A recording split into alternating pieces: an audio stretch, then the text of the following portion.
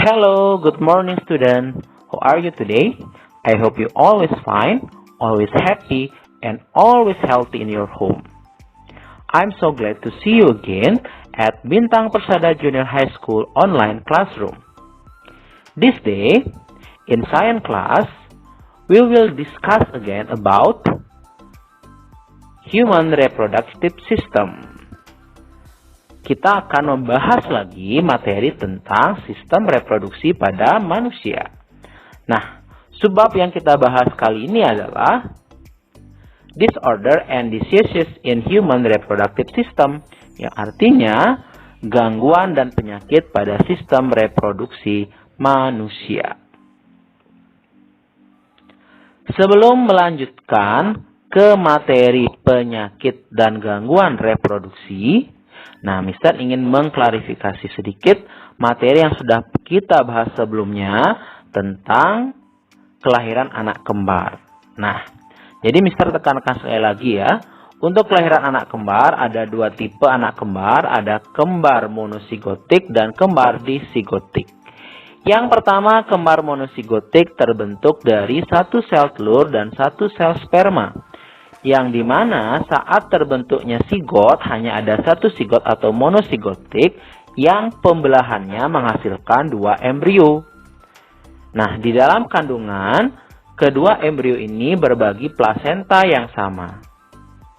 Dan kembar monosigotik disebut juga kembar identik karena kedua anak akan sangat mirip satu sama lain.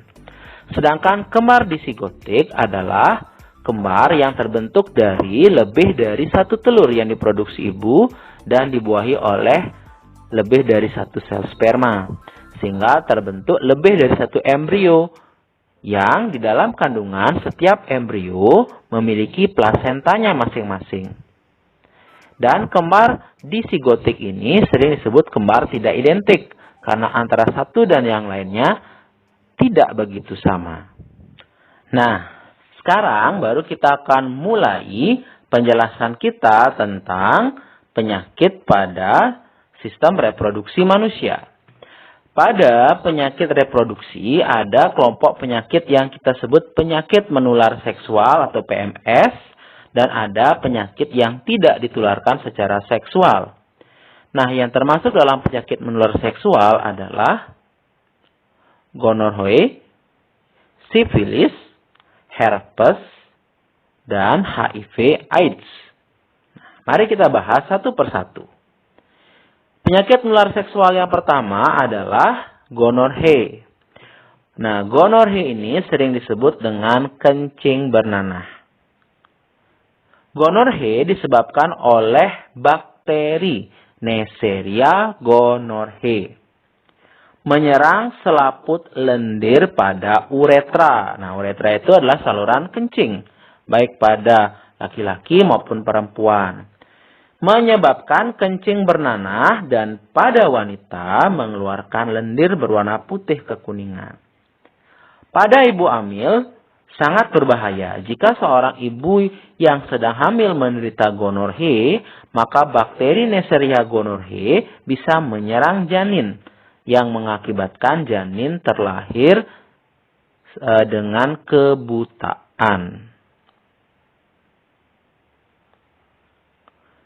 Penyakit menular seksual yang kedua adalah sifilis, sering disebut dengan raja singa.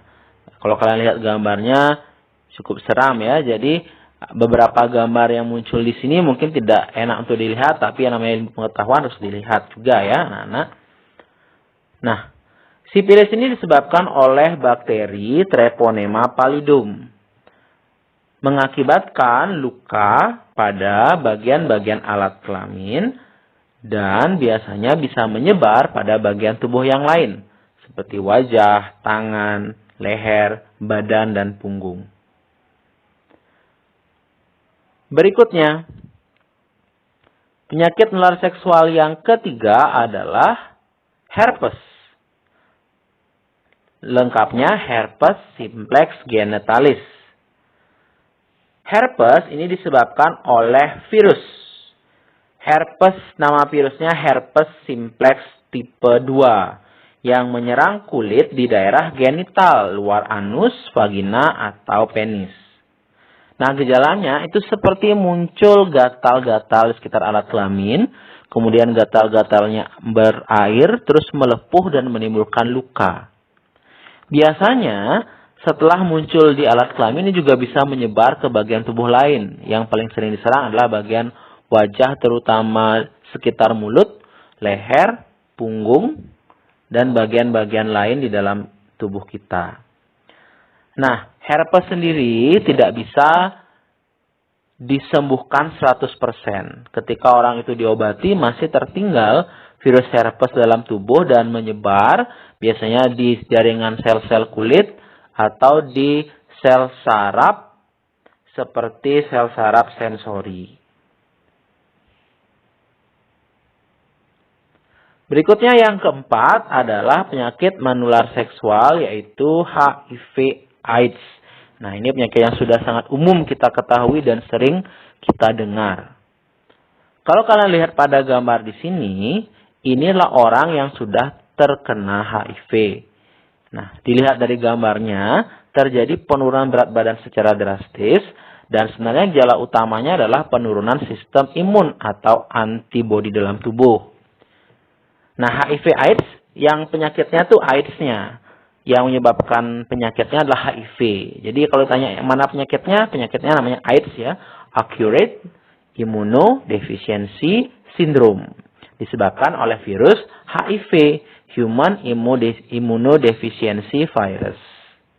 HIV akan menyerang sistem kekebalan tubuh pada manusia. Sehingga sebenarnya bukan HIV-nya yang akan membunuh manusianya, tapi penyakit lain yang mengenai tubuh orang penderita HIV.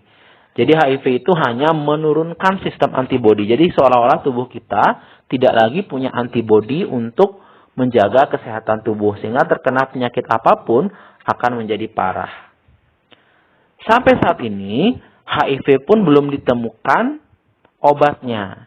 Yang ada adalah obat untuk menekan pertumbuhan HIV dalam tubuh. Yang dikenal dengan ARV, antiretroviral. Nah, ARV ini bertugas untuk mencegah supaya virus HIV yang sudah ada dalam tubuh ODA atau orang dengan HIV AIDS tidak berkembang biak lagi dan tidak menyebar.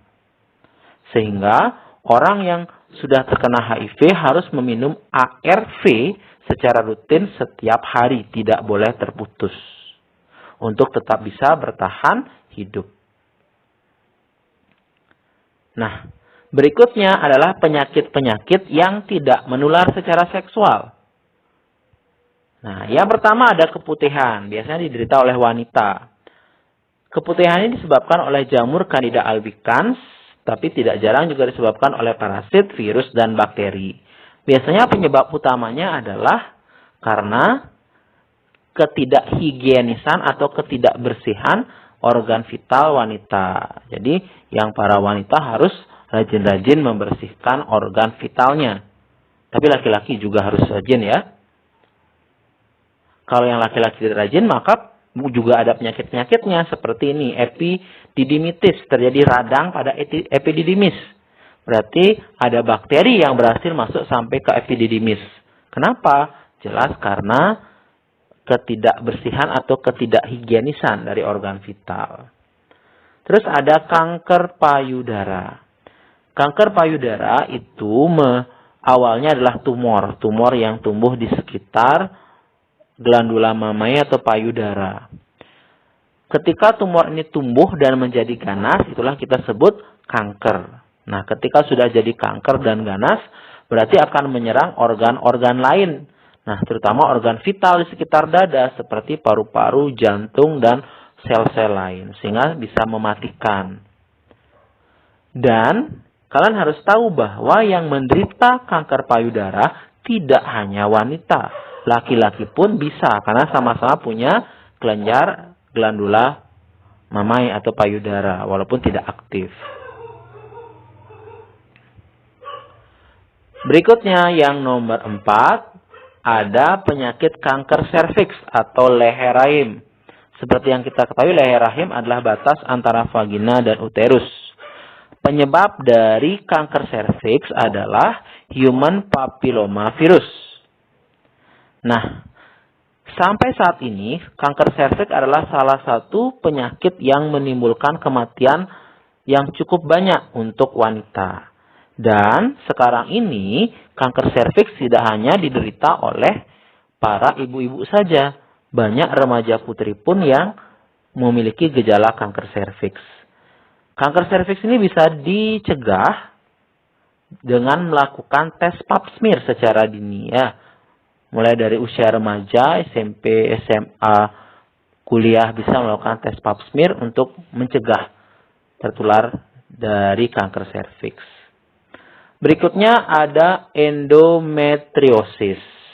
Endometrium itu adalah dinding rahim. Nah, endometriosis ini adalah kejadian di mana dinding rahim tumbuh di luar rahim.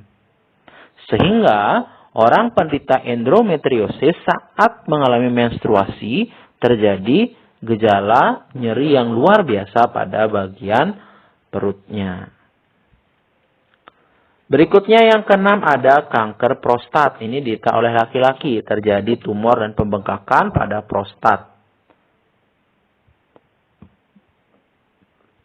Berikutnya adalah impoten. Nah, kalau impoten ini merupakan gangguan disfungsi seksual pada laki-laki di mana kemampuan ereksi pada penis tidak bisa bertahan lama atau bahkan tidak terjadi. Nah, itu dia. Gangguan-gangguan pada sistem reproduksi, ya. Ada yang secara seksual, ada yang secara tidak seksual. Berikutnya, sedikit kita akan membahas tentang alat kontrasepsi atau pencegah kehamilan atau alat keluarga berencana. Alat kontrasepsi yang pertama yang kalian kenal adalah kondom. Digunakan untuk mencegah sel sperma bisa keluar dan menuju ke tuba Fallopi. Dan kondom ini selain sebagai alat kontrasepsi juga sebagai alat untuk mencegah terjadinya penularan seksual atau penularan penyakit menular seksual. Berikutnya ada IUD, intrauterine device. IUD ini kalau dalam kehidupan sehari sering disebut dengan KB spiral. Dipasang di dalam uterus seperti gambar. Fungsinya adalah mencegah sel sperma bisa bertemu dengan sel telur di tuba Fallopi. Berikutnya adalah alat kontrasepsi yang disebut dengan pil KB. Pil KB ini berisi hormon. Hormonnya yang diisi di pil KB ini adalah hormon estrogen dan progesteron. Nah, seperti pada gambar, di sana nampak bahwa ada penanda hari dan tanda panah. Itu artinya orang yang mengkonsumsi pil KB harus mengikuti tanda panah ini saat meminum pilnya. Dan harus rutin, tidak boleh terlewat. Dengan mengkonsumsi pil KB ini akan menyebabkan terjadinya kekacauan dalam siklus hormonal pada wanita. Nah, karena adanya kekacauan hormonal antara estrogen dan progesteron mengakibatkan ovarium atau indung telur tidak berhasil mematangkan sel telur. Sehingga tidak ada sel telur yang matang. Dan otomatis tidak ada yang dibuahi oleh sel sperma. Berikutnya. Ini merupakan sistem KB yang permanen. Yang kemungkinan berhasilnya mencegah kehamilan sangat besar. Pada wanita namanya tubektomi. Nah, caranya dengan mengikat atau memotong tuba Fallopi pada wanita.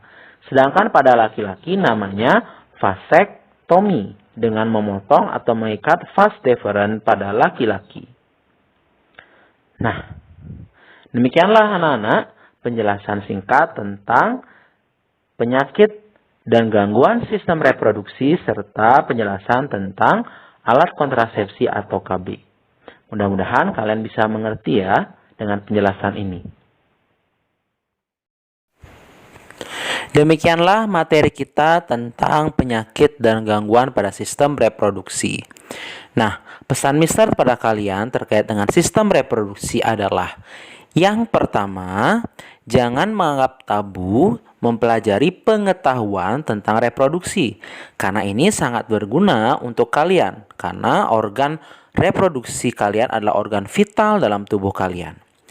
Yang kedua, hati-hatilah dengan penyakit menular seksual.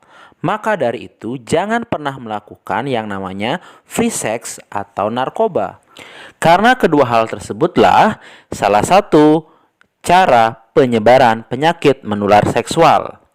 Jika kita tertular PMS atau penyakit menular seksual, maka masa depan akan hancur, kemudian kehidupan sosial pun akan terganggu. Serta kesehatan pun terganggu, bahkan kita terancam dengan kematian. Dan yang terakhir, dalam mempelajari sistem reproduksi, kita juga harus menjaga kebersihan alat reproduksi kita. Karena sangat penting supaya kita tidak tertular oleh penyakit-penyakit pada sistem reproduksi.